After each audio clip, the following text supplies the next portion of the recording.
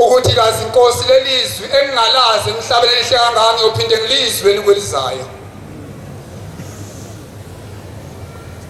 bekusiphoqa amaNazaretha njengoba kukhona uJehova ukuthi imoto zilayishe overload abantu bekushembe engaba isitha esikhulu ukuthi walubugeneza wethu lamavika uthi inkosi ikhona uzuba yiqashane emontweni yakho ungahambi namuntu uhamba wedwa Baba ithi elikhulu ukuthi khona umuntu othi akwazanga ukuzwa izwi lenkosi bengenamnikelo kodwa mina bengihamba ngedwa ngiye ekuthuthukweni lamaviki omabili bengigeneza ngedwa kodwa eshobo senkosi ngiyafisa ukusho ukuthi impela ushambo kuvele ezulwini uthi umunye umshameli oncotela ngelinye wena akaqotshwa ungathi usibuhlala abashumayeli axoxele wesenhlasi uthi njengami kwakumngani wami omkhulu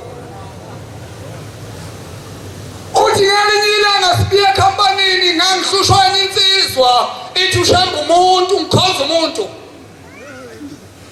ithi lensizwa ewumshumali namhlanje kodwa kwafika isikhathi la khona unyaka uqala khona kwase kufika inyanga kaFebruary uthi umngani wami engangiphikisana naye ukuba ushamba uNkulunkulu nethandi yena uNkulunkulu uthi ngase ngithi mngani wami ngicela ungiphelekeze selungena unyaze ekuthuthukeni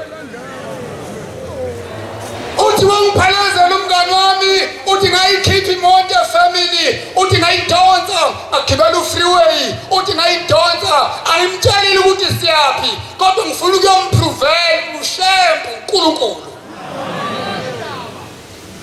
uthi lo mshumeli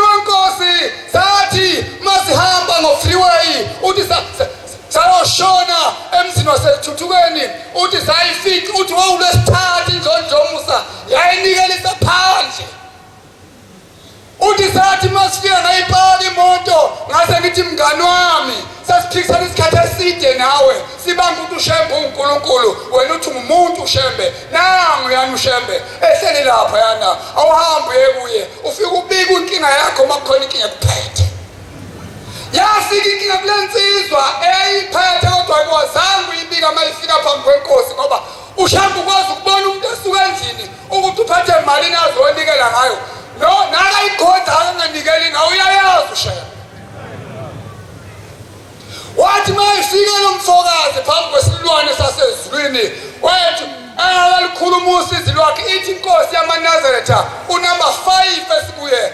nsizwa ungokobani isibongo sakho. Ithi kalenzizwa ngokosibani bathi inkosi hamba ngima wakho yobuza ukuthi ungokobani isibongo ngoba lizoshoya kusisona. Shembe uNkulunkulu malasa kodwa lenzani izulu madoda. Hamba uyobuza ekhaya kumama wakho ukuthi ungokobani isibongo esiqondile sakho ngoba lesashoyo akusona esakho sirong ikinto zakho ingahambi kahle akalibika usizi lokho ngoba akazazi ukuthi akuyena owala kabiza khona. Shamba ukwazi ukubona indaba enkulu esuke efemini lomuntu uyahlupheka nje bengiphika nje kumhluke eManazaretha ukuphika ushamba usufana lekulo khona nje mqinzile eManazaretha khona bahambe bodwa mawumbuza uhamba wedwa mfowethu athi eManazaretha ahlupha angcolisa imoto hlupha kaManazaretha eshefaka ingubo emhlophe ahlupha njoba ngiyiwashe nje ekhawasha izolo bazoyingcolisa bayishiye kanjalo ngiyiwasha ngedwa ayambashiya. Yabuya ekhaya lensizwa yafika kunini oyizalayo yathi ma kade ngihambile ngiyobona lo muntu othi ushemba akuyena umuntu uyana uNkulunkulu ngithenga kalibika usizi lwami kuye wathi angize kuwe ngizobuza ukuthi ngingokobani lokho khala lo mama khaliswa iqiniso. Hawu mntana musubuya inyangeni na cha benikushembe uthi ngitshela isibongo sami wasemtshela zalunga into zakhe maningi amazi inkosi wabusise.